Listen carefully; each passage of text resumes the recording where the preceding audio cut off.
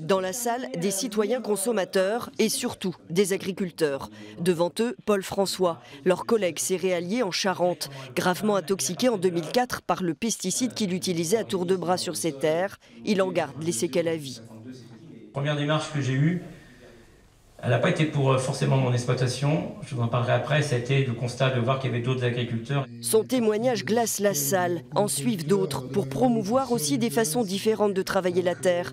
Parmi les rares jeunes présents, une étudiante en lycée agricole. Les professeurs nous bourrent le crâne, pardonnez l'expression, par rapport aux méthodes classiques et conventionnelles à faire sur une exploitation. Mais malheureusement, ils ne se posent pas trop forcément la question de est-ce qu'il y a d'autres méthodes plus naturelles. Il faudrait qu'il y ait plus d'intervention dans les écoles. C'est un problème de société, ce n'est pas un problème qu'agricole. Mais cette réforme sera longue. Toutefois, j'ai confiance parce qu'on l'a vu aussi aujourd'hui, des jeunes se remettent en question.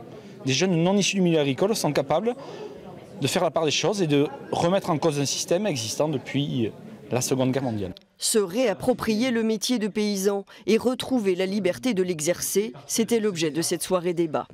Je ne l'avais jamais imaginé que je retrouverais cette liberté dans mes champs. Ce que je veux dire par là, c'est que c'est moi qui décide maintenant. C'est moi qui décide en fonction de ce que j'observe et non pas une information qui arrive sur un smartphone et non pas en fonction d'un endettement que je peux avoir à la coopérative ou à la banque.